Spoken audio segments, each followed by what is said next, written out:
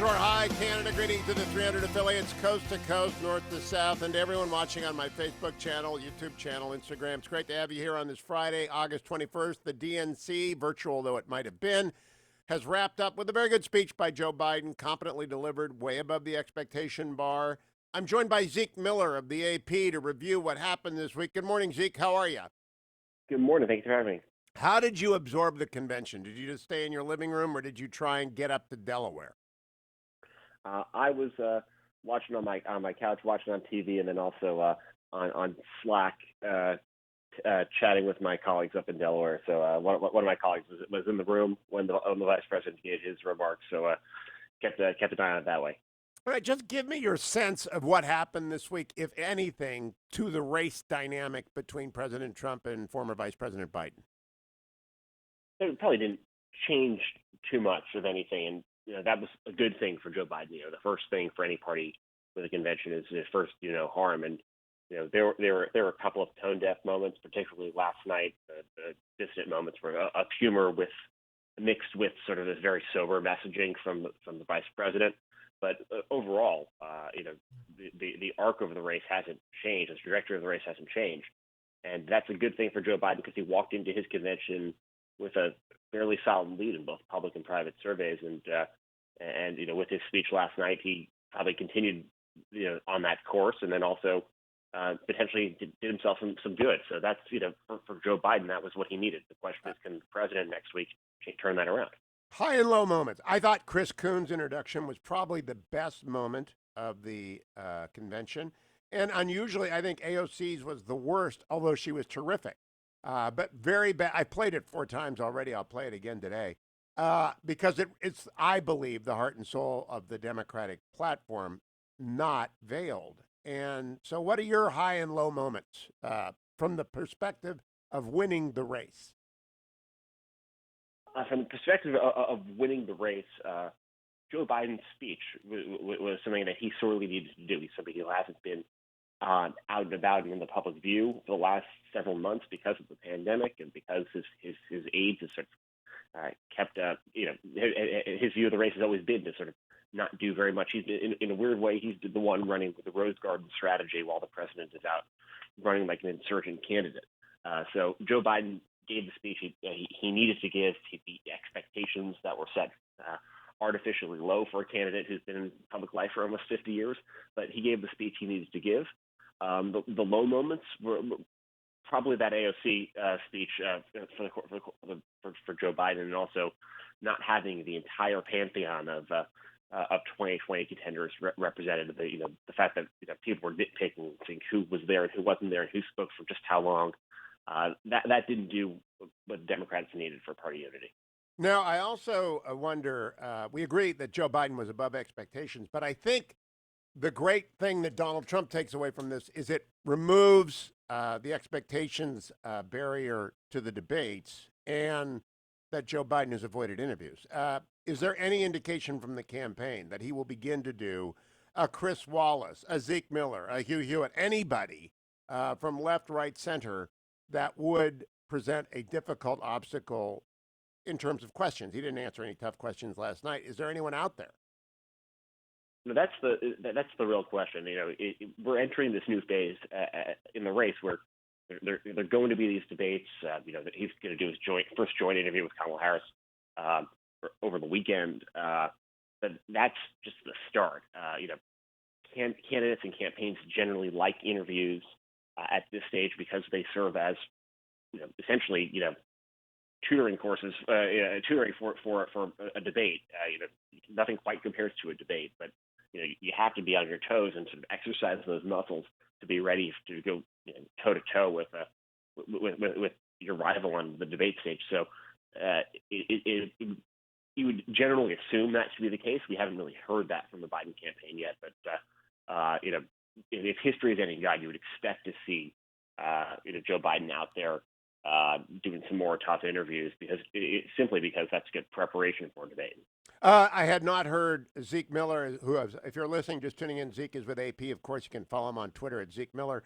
I had not heard they're doing a joint interview. I think that's a very safe strategy because Kamala can jump in if Joe wanders off. But who are they doing it with? I believe it's one of the major networks. I think NBC or ABC. David Muir on ABC. Okay, David Muir on ABC is what my producer Dwayne just told me. So Muir's a good interviewer. That will be interesting. But if Kamala Harris jumps in whenever Joe stumbles, that will be quite revealing. I thought she did a very fine job as well. I saw some negative reviews of her. Actually, I think she did the vice president's candidate job, which is to attack. What'd you make, Zeke? Yeah, I mean, she did a good job of telling her story. Did get a couple jabs in there as well, and then it made another appeal to to Democrats to unify the party behind Joe Biden. She served as she was the one who laid some of the toughest punches on Joe Biden during the primaries, and now serves as this validator for Joe Biden.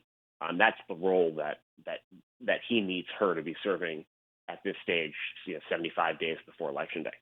I think it is fair to say she is the least radical of the progressive candidates. And so they went to the left side of the party, and then they spent the convention showcasing center-left people like John Kasich and Meg Whitman, who are, they didn't vote for Trump 4 years ago. There were no surprises in terms of defectors, none at all.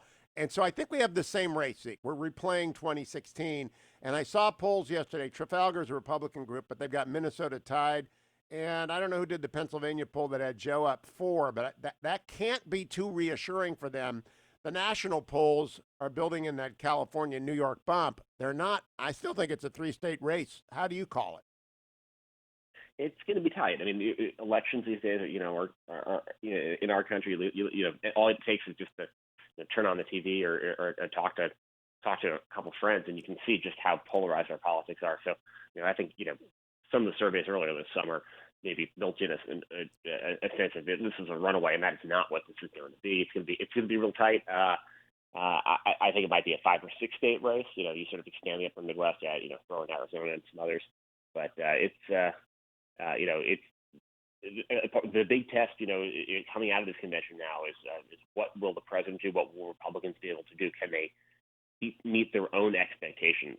And they have a lot of work to do between now and Monday night to get ready for that. Because if they don't, I mean, that could be, that could be another inflection point in the race and do some damage to the president's reelection if he can't put together a show that rivals what Democrats just did. Well, that's not hard. You're right. If they can't do what the Democrats did, that's a disaster. Because I thought the convention as a whole was a C-.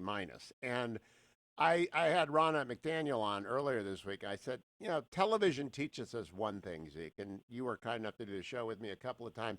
You've got to have panels. There's a reason why we don't have a speech channel, right? I mean, we have C-SPAN 1, 2, and 3, but there's a reason why you don't turn on the TV and see one person speaking to camera alone for 15 minutes. It doesn't work on television, and therefore, I hope they're not wedded to this because it was a bad format in my view. Have you had any reveal on what the Republicans are planning, or Ronna McDaniel told me they're still writing a script?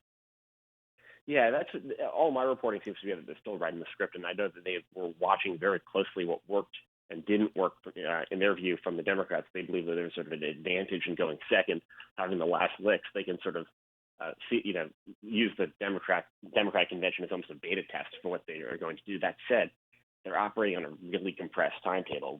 Some of the most effective parts of the Democratic convention, whether that is the roll call of the states or some of the well-produced videos, those take time to put together, and there's not a whole lot of time left for Republicans to put that together. One other interesting thing that we may or may not see, and they may have to choose, is Democrats formally nominated Joe Biden live on TV. That's it's a little cheesy and corny, and we saw the Kyle Murray guy come out, but Republicans are going to do that in person Monday morning, not just on C-SPAN basically. So how are they going to try to replicate that in that formal, but also sort of this kind of traditional moment that you normally see at a convention? They're going to try to do that in prime time. I hope that's not. one of the choices. Zeke, my advice to them is focus on the agenda, focus on the achievements, and repeat, rinse and repeat. What have we done? What will we do? What have we done? What will we do? Because all the other stuff doesn't matter in November and October. It just doesn't. All the other stuff, it's forgotten. Steph Curry's gone. Stephen Stills is gone. That's not how people decide. They decide based upon the candidates and their policies. How are you going to cover the Republicans? From the couch again? And we'll have one of my colleagues down in Charlotte, and then we'll have somebody on the South Lawn when the president speaks. But I get the couch duty for the week. It's so much nicer. I got to tell you, I've been doing this since 2000. I love this so much more than going to the convention, but I'm not a night owl either. Zeke Miller from AP, always a pleasure.